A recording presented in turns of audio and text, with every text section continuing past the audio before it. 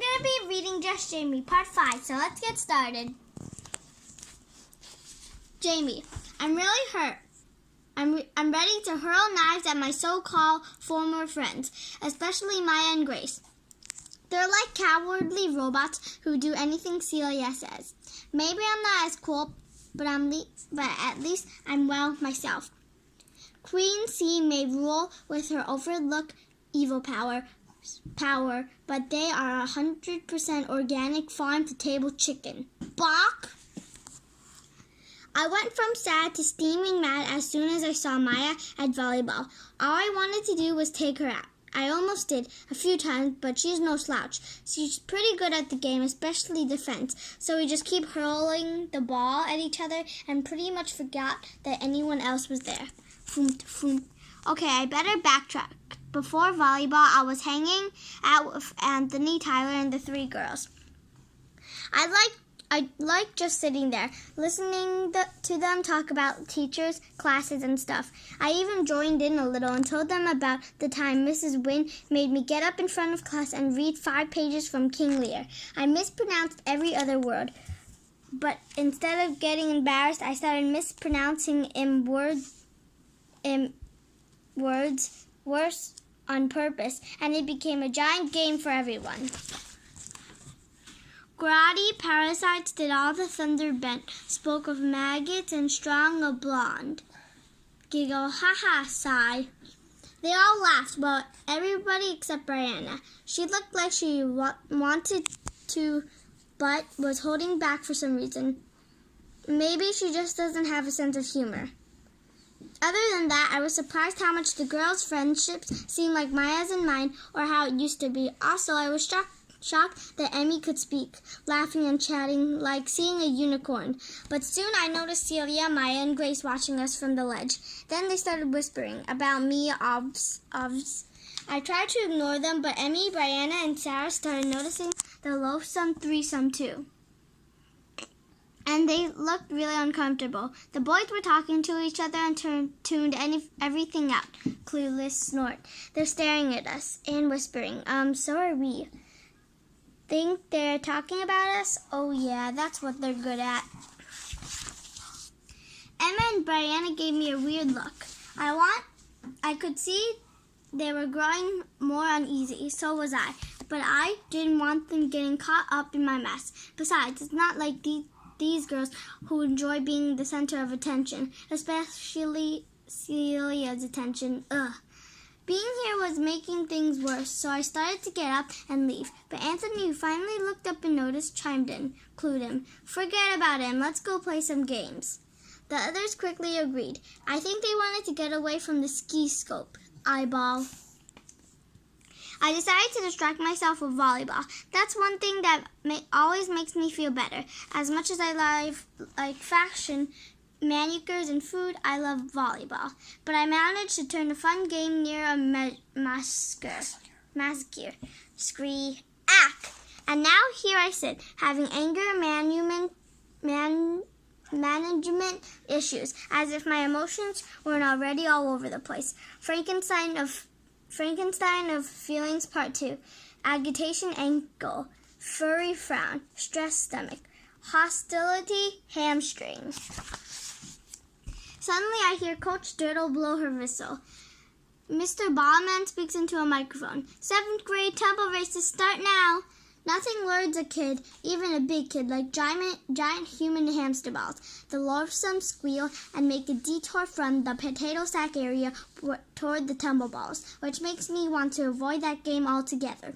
But then I see Tyler and Anthony heading there, and I change my mind. I want to stay tough, and I want everyone to see that I'm not broken. Jaime the Unbroken, 1,000-piece puzzle, not one piece missing. I get up, wipe my sweaty palms aggressively on my dirty leggings and head over. Maya. As we wandered to the tumble ball area, all the other kids watch us. People always watch CC. See, perfect clothes, perfect hair, blows in the breeze with no breeze. Perfect teeth, no braces, perfectly together. Gotta admit, being with her feels celebrity-like. With Jaime, I didn't really pay attention to how people saw us. It's so different with CC. Snap, Parizo, click. Okay, I hate admitting it, but I love that people think I'm cool just by being with Cece. See, hand-me-down coolness. And she's taken her status to a whole new level this year. It's like she's got all this newfound confidence, and it just rubs off on us. Only problem is, if you can't keep up, we have a meeting. Also, being with Cece comes with sort of a price. Like, you gotta let go of some control or opinions, or, Grace, we're not twins. Can you stop walking like me?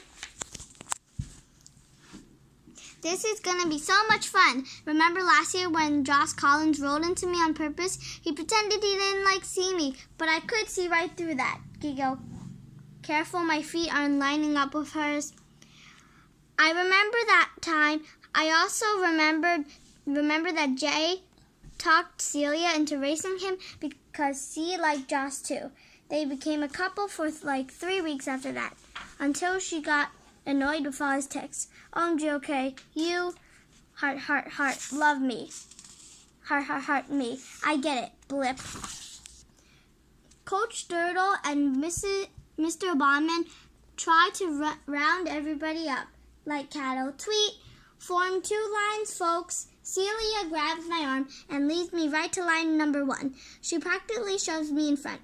You go first and I'll go right after you. You contest the course, Sam. I'm thrown off balance. Sometimes she can be aggressive, but she's my new BFF, and I don't want to disappoint her. Looking deflated like one of those racing potato sacks. For some reason, I suddenly feel torn. This half proud of celeb status. This half guilty and missing Jai. Can't help it. I look at her. Habit. Oh. I can't race against her, no way. Can you go first, please? So much for brave, but fine. I feel deflated when C called me out, but there's no way I can go against Jay. Back to chicken bok, especially now. If it's possible, even glarier. Jaime. Is it a cosmic joke that out of all the 7th graders, I happen to be standing right to my stupid ex-BFF? My little brother would probably have some scientific explanation for it. It's the way the cosmos are aligned. Check it out. Nerdy textbook. Mr. Bondman raises the megaphone again and goes over the rules. No rolling your friends off path. No bouncing your friends down the ravine. And no tossing your cookies. I can't believe I'm racing Maya. I see her whisper something to Celia, who's standing behind her. Then they trade places. Seriously? Fine. I'll race Celia. Better yet.